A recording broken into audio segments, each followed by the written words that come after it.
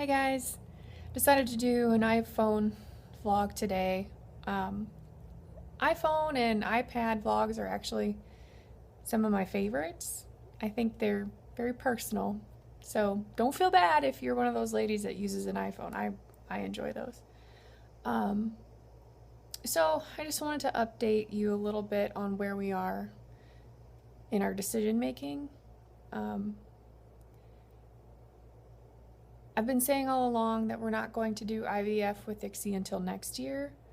And I think that's more for my own peace of mind. I think pushing it off has kind of been a stress relief for me. For some reason, it scares me. And I have other, work-related stress going on. So I liked the reprieve that I was getting from waiting. But very, very surprising to me, my husband, I think, was bothered that I wasn't wanting to move forward with anything. I didn't expect that out of him. But some friends of ours who we weren't really expecting to have kids anytime soon announced their pregnancy.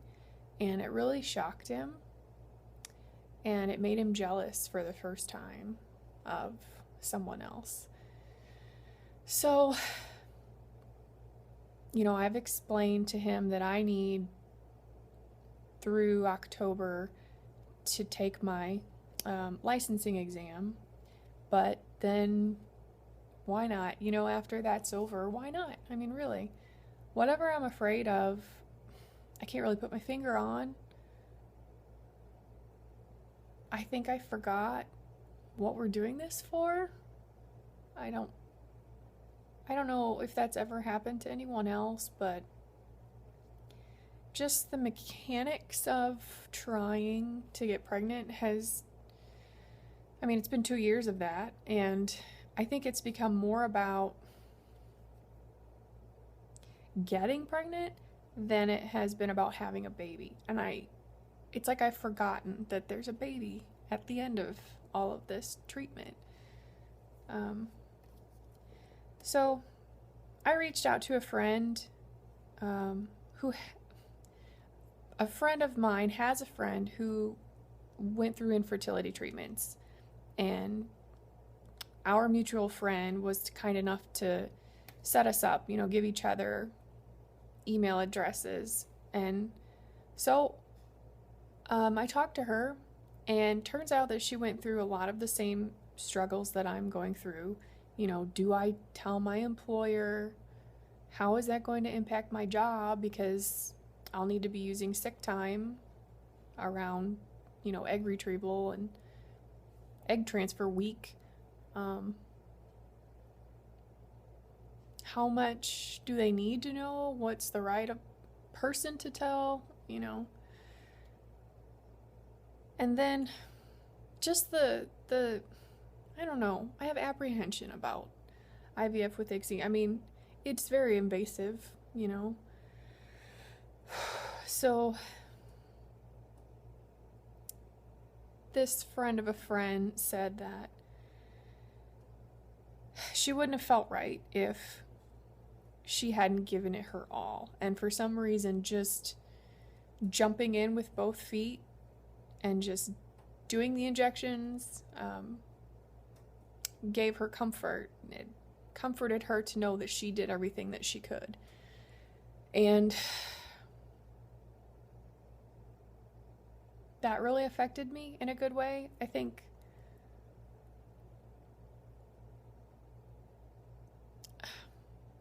I shouldn't let apprehension or fear stop me. I've always wanted kids. I've wanted to be a mom more than I wanted to get married. Like when I was a little girl and my mom would say something about my future husband, I would say, I'm never getting married. I don't want to be half of anything. I'm whole all by myself. But I did want to be a mom. So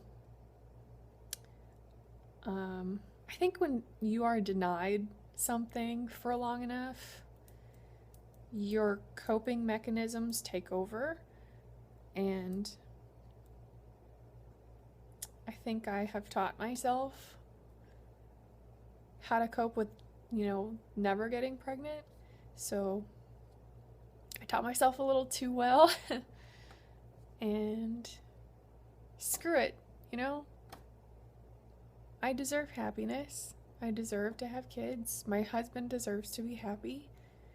He deserves to be a father. I'm not quite sure what I'm afraid of. Maybe I'll figure that out. But my exam is in October, and we're pretty much going to start the process right away. In the meantime, I'm going to have my well woman exam because I'm overdue.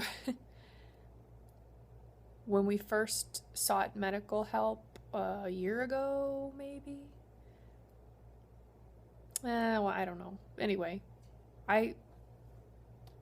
rather than schedule a well woman, I was supposed to get the HSG, I think that's what it's called, the dye test. And around that time, my husband's test results came back, and his count was so low that they canceled my test and just referred us on to a urologist. And so the focus has not been on me for a long time. So I neglected to schedule my well woman.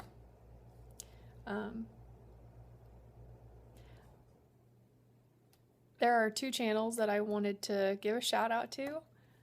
One is Conceive a Baby. What you and your husband have done to save up the money is just absolutely inspiring, and if anyone deserves a baby, it's you guys. I mean, just think what you'll get to tell your kid someday. Look how much I wanted you. This is what we did to get you. And then Kendra B. Those 2 ladies have the most similar story to me. Just by virtue of the fact that their husbands have male factor infertility. No one has ever told us percentages of chance. It's just basically we were told almost right away, you guys will never get pregnant on your own. And Kendra, my husband's name is Aaron as well. So good luck with starting ICSI. And it was really interesting to me to hear you talk about GoFundMe.com because no joke, just 2 days ago, my mom was talking to a stranger who had an infant, and turns out that the infant was a result of IVF. And the woman said that she had raised a portion of her cost using GoFundMe.com. So I just have been looking into it recently, so it'll be really interesting to watch how that works out for you.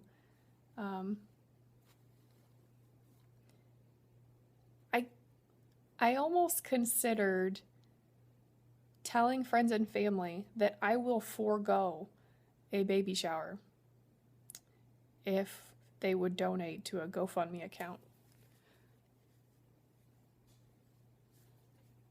So, it's like when you want something so badly, you'll just do anything to get it. But our doctors have been a lot more forthcoming, and so we haven't had to waste any money on IUI cycles. So we really are starting fresh with the expense. And I'm still not sure if I will ask for help. One way to look at it is it costs the same as a really economy priced car. And if you could afford a car payment, you could afford ICSI. And I know that's, that's such a personal decision. It's based on your personal finances. It's based on income and what you've already spent on treatments. So we have a lot to think about. Yeah.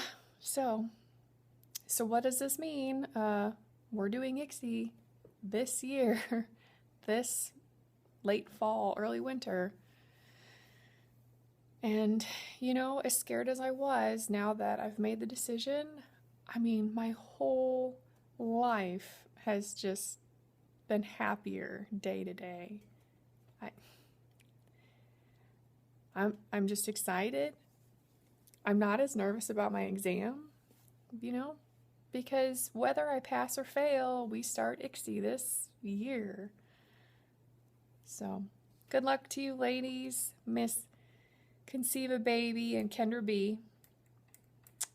I'm really thankful to have you ladies and all the other channels that I watch. I like how Conceive a Baby does a shout out at the end of her videos, so maybe I'll start doing that more often and posting more often now that I have something to talk about. So, take care, and I'll see everybody later. Bye.